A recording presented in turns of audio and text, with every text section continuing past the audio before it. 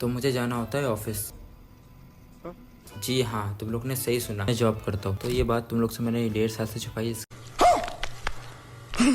Sorry. लेकिन floor पे पहुंचने के बाद मैं पहुंचा तो अपने ऑफिस के अंदर, और अभी तक कोई आया ही नहीं होता, सन्नाटा हुआ होता है। अपने दोस्त को बोलता हूँ मुझे भी खिला दो एक तो बाइट। मैं अपने दोस्त को बोलता हूँ अपने हाथ से मुझे खिला दो केक। देखा आपने लापरवाही का नतीजा है।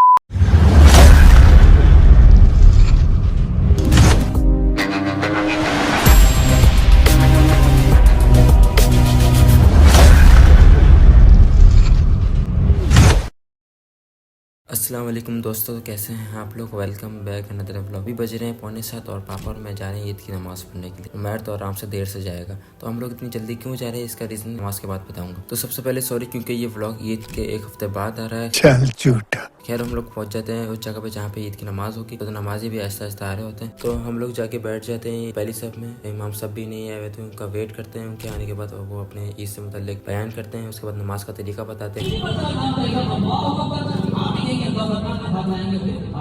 हम लोग नमाज के लिए खड़े हो जाते हैं और नियत बांध लेते हैं, अपनी नमाज अदा करते हैं। ईद की नमाज अदा करने के बाद इमाम साहब यहाँ पे खुतबा और दुआ करवाते हैं। दुआ मांगने के बाद यहाँ पे हमारी ईद की नमाज मुकम्मल हो जाती है। और पापा यहाँ पे जानमाज को तय कर रहे होते हैं और हम लोग फालतू में यहाँ पे जानमाज ले आए थे, क्योंकि ऑलरेडी यहाँ पे चटाइयों का इंतजाम हुआ होता है। तो जैसे ही पापा जानमाज को तय कर लेते हैं तो उस दौरान मेरा कैमरा ऑफ होता है। तो उसी दौरान पापा मुझसे ईद मिल लेते हैं और लोग भी अपने दोस्त अहबाब से ईद मिल रहे होते हैं। मेरी तरफ से, मेरी फैमिली की तरफ से दिल की गहराइयों से ईद मुबारक। तो फिर हम लोग घर आ जाते हैं। घर आने के बाद मैं पापा को बोलता हूँ मुझसे दोबारा ईद मिलो। मैं पापा से यहाँ पे दोबारा ईद मिलता हूँ। और हम लोग ने इतनी जल्दी ईद की नमाज क्यों पढ़ी, देर से भी पढ़ सकते थे, लेकिन तो मुझे जाना होता है ऑफिस। जी हाँ, तुम लोग ने सही सुना, मैं जॉब करता हूँ। तो ये बात तुम लोग से मैंने 1.5 साल से छुपाई।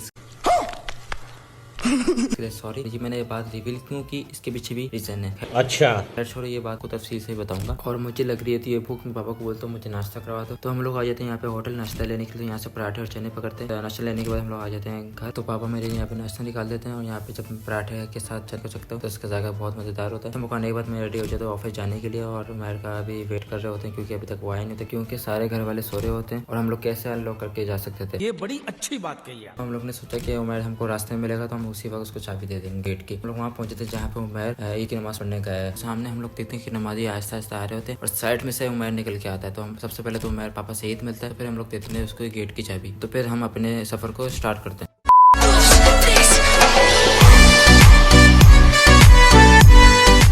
फाइनली मैं पहुंचा तो अपने ऑफिस पहुंचने के बाद पापा को मैं यहाँ पे खुदा हाफिज करता हूँ। फिर यहाँ से मैं लिफ्ट मंगवाता हूँ, फिर उसका आने का वेट करता हूँ। बराबर वाली तो आ जाती है लेकिन ये नहीं आती। गार्ड अंकल बोलते हैं बराबर वाली जो लिफ्ट आई है इसमें जाना नहीं, खराब है। ठीक है, समझिए। वाले आने का वेट करता हूँ, उसके आने के बाद मैं चल जाता हूँ अंदर। तो मेरा सेल्फी लेने की कोशिश करता हूँ, लेकिन यहाँ के शीशे इतने गंदे होते मैं लेते ही नहीं हूँ।